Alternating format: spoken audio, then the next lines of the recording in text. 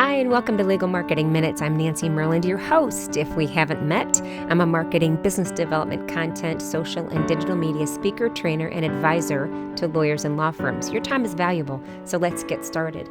I just finished reading an article on Law.com's daily report, and Peter Carter, who is Delta's chief legal officer, flipped the table during a panel and made a pitch of his own to about, it said 150 lawyers.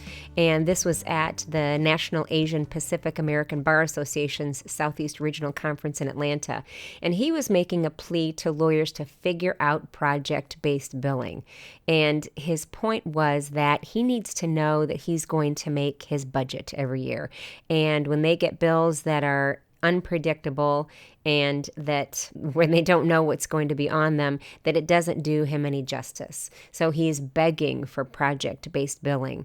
And the other people on the panel, there was Lucy Fato, I might be mispronouncing it, Fato of AIG, also made a similar comment. She said, firms do a disservice to themselves when they send, and this was a quote, eye-popping, end quote, bills that include rates of up to $1,400 per hour. She said they would be well served to examine their rates and bills before sending them out. And this is disturbing to me. The fact that a general counsel from a company, any company, but certainly a company like AIG, is surprised by a rate of $1,400 is disturbing. It's not disturbing that the rate is $1,400 to me. That's not what's disturbing. What's disturbing is the fact that that was a surprise to her, that conversation never took place. Now, I'm assuming that, and I know that's dangerous, but the fact that she said that during a panel tells me that she had no idea that anyone that was going to be doing work for her had a rate of $1,400 per hour. And if you're worried about quoting that rate, and if you're worried about shocking people, wouldn't you rather shock them at the beginning and have them get over it than you would shock them at the end when the bills come, or shock them mid-project or early project when the bill comes and they see $1,400 per hour? So yeah, she's right. Firms do a disservice to themselves when they send eye-popping bills that include those rates, because it shouldn't be a surprise. It really shouldn't be a surprise. And as she said, there are some matters where fixed fees are appropriate because they're low dollar, high volume. And Carter, who I talked about before, who is Delta's chief legal officer, said that the key lies in project-based billing. And you know what? I know this is scary to some lawyers and some law firms, because the question becomes, well, how do I do that? What if I charge too little? What if I charge too much? And my answer to that is, so you charge too little or you charge too much. But you know what? That won't happen very many times before you figure it out.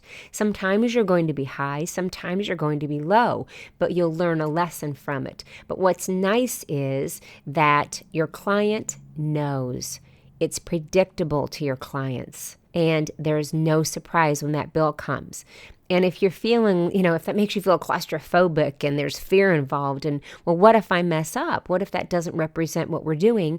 That's when, and you're intelligent people, that's when your intellect comes in, and project management, and you look at what you've done before. And in the contract, in the agreement, for that matter, before you start, you tell them what that project fee entails. You tell them that it includes this project. As we've discussed, you've asked me to do X, Y, and Z. And for that will be $500,000, whatever, and $2, or whatever it might be. It might be $2,500.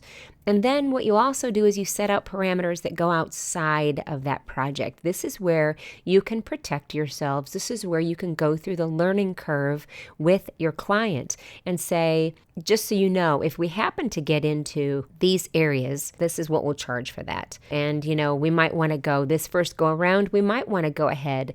And if we go outside of the scope of the project, then it would be my hourly rate of $950 an hour, or our associates' rates of $350 an hour, or whatever it might be.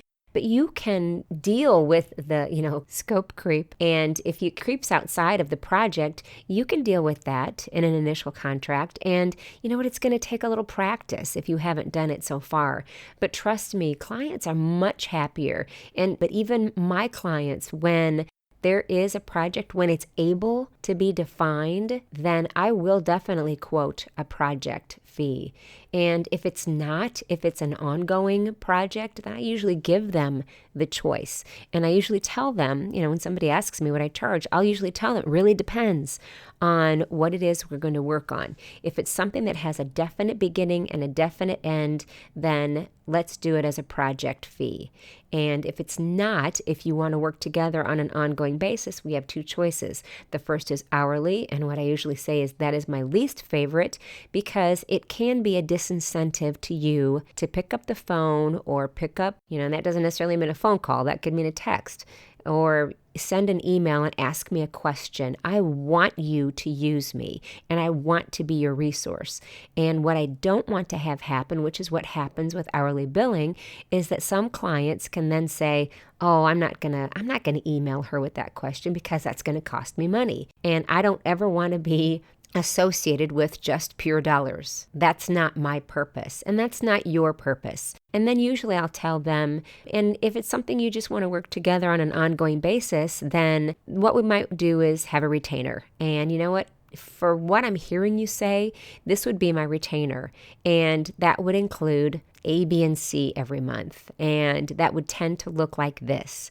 And what we'll do is that, say in 2-3 months, we'll reevaluate that and we'll take a look at it and see if that's working and if the amount of work that we're discussing today for that retainer is really what's been happening, or if you've needed me more, or if you've needed me less, then I will adjust at that point. So you know what? It's a learning curve. You don't have to be perfect right off the bat.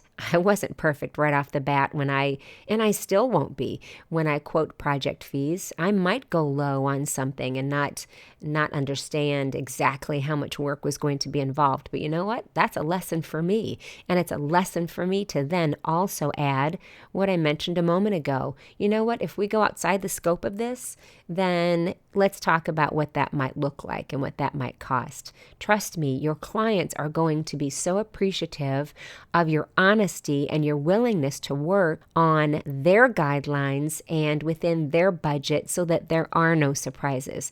And you know what? I don't care if you charge $2,000 an hour.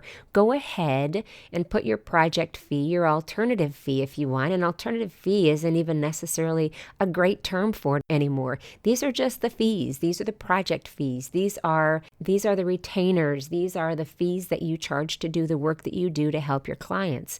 So I encourage you to begin to move into this realm, this world, so that you're making your clients happier. And you are helping your clients who have pressure put on them to make budget, to solve problems, to anticipate problems, and to have someone that has their back and that is representing them all the time. Well, that's all for today. Thank you so much for spending a few of your valuable legal marketing minutes with me today. If you'd like to make a comment about this, please feel free to email me at nancy@myrlandmarketing.com, and that's MYRLAND marketing.com. Or please, I encourage you to visit my blog, which is at myrlandmarketing.com. And if you'd like, I have a Facebook group where we deal with marketing content, business development, social and digital media on Facebook.